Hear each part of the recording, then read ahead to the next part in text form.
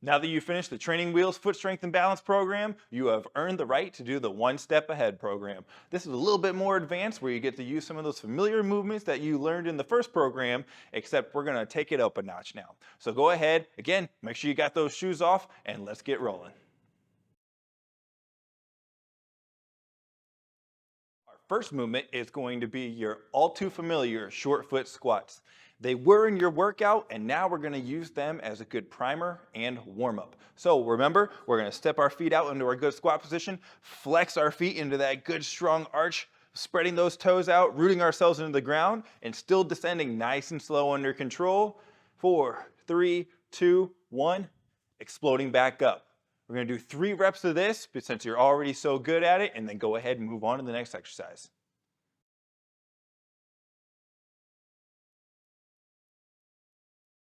Remember to use this exercise as a good warm up for your feet in order to get ready for the exercises to come.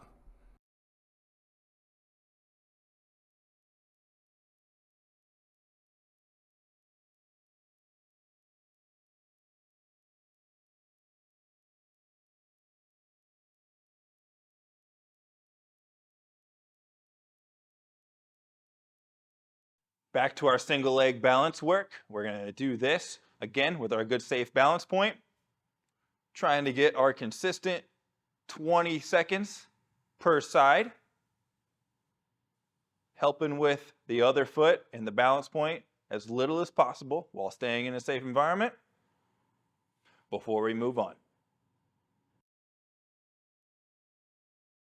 Use this exercise as a test of your consistency from session to session.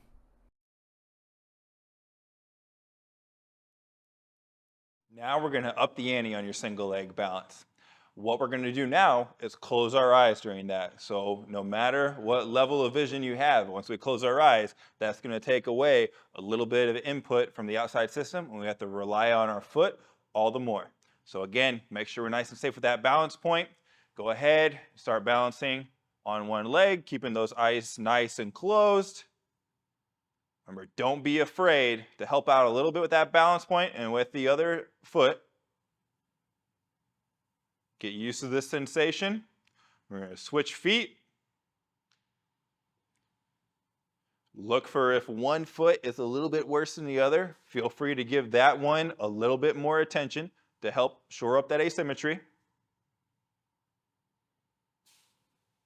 Then you can open your eyes and rest.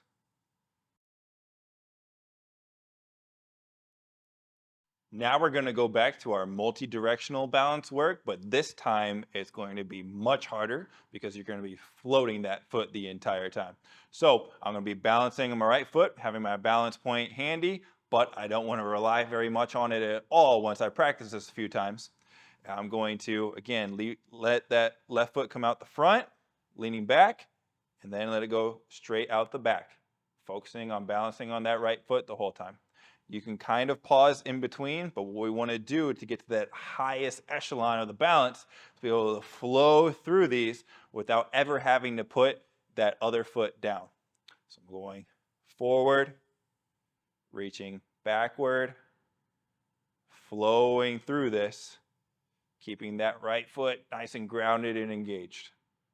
Remember, we're going to repeat that on the other side. Focus on grounding that foot into that short foot position and grabbing with the toes so that the ankle isn't getting too wobbly as well.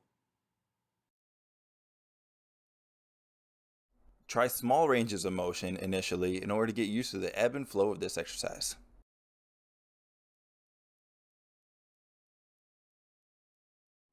After you are good with the flow of this exercise, feel free to expand those ranges of motion. Next again is going to be our lateral motions, going side to side away and then across that base foot. So I'm going to be balancing on my left foot, my balance point out to the left of me, floating this right foot, reaching out, dragging back in. Then I'm going to be going the other way, reaching that foot across and back to normal. Again, do your best to get these motions a little bit greater range of motion and not have to touch that toe down very much, if at all. That's kind of our just emergency stop. But optimally, you're going to be floating this foot, flowing through this, leg out and leg across, really wearing out that base leg.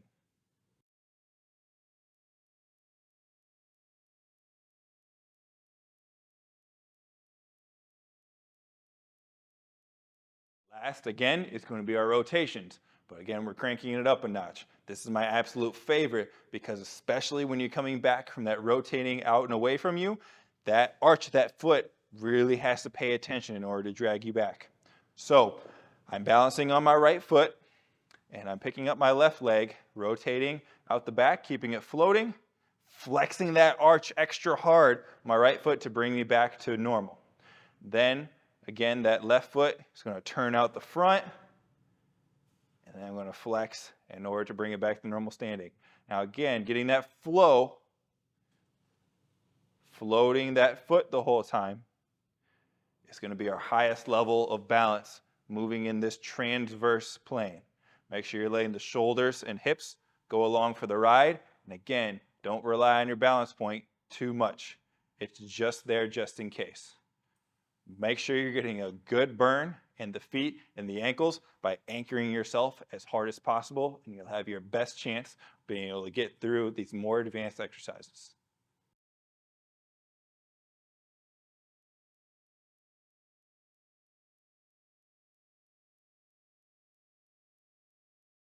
Remember to keep that moving foot underneath its own hip so you get a truer idea of how far you're actually turning.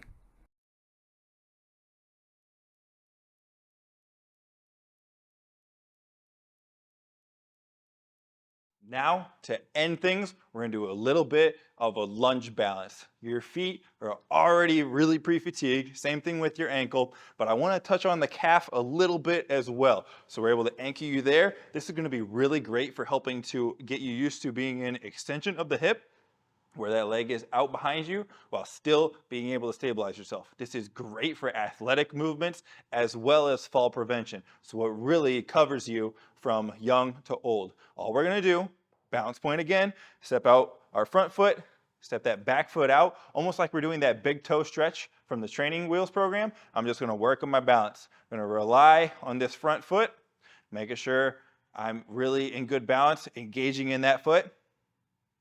Make sure you're cozy here.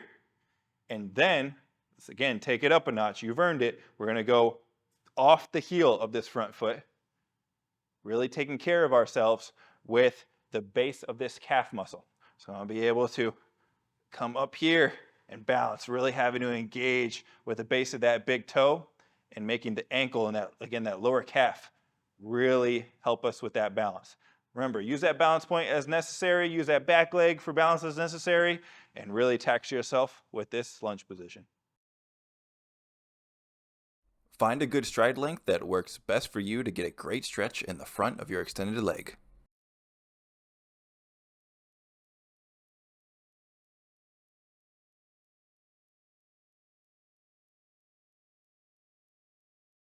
Make sure that front foot is really dominating this position, and when you raise that heel up, make sure that your toes are still rooting well into the ground.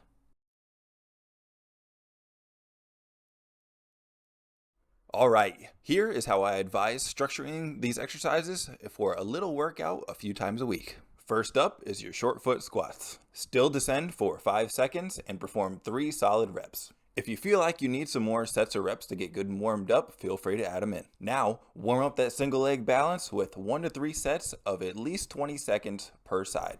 Leave a little bit in the tank though for the exercises coming up. Next up is single leg balance again, but this time close those eyes. 1 to 3 sets of 5 to 20 seconds on this one. Don't count a set unless you get a full 5 seconds. If this is a big struggle at first, don't worry, you're going to improve really fast. Now onto our multi-directional balance work again, but this time with the advancement that you earned. Go ahead and start floating that foot. Forward and backward, side to side, and rotating. Each for 2 to 3 sets of 5 to 10 repetitions each leg. Feel free to do them one at a time or string them together as a circuit. And last but not least is your lunge stretch. Do 1 to 2 sets of 15 to 30 seconds per side and try to raise that front heel off the ground to really ramp up the difficulty. Want more great exercise information or ready to take your fitness to the next level? Check out Cane Enable Fitness's links in the description.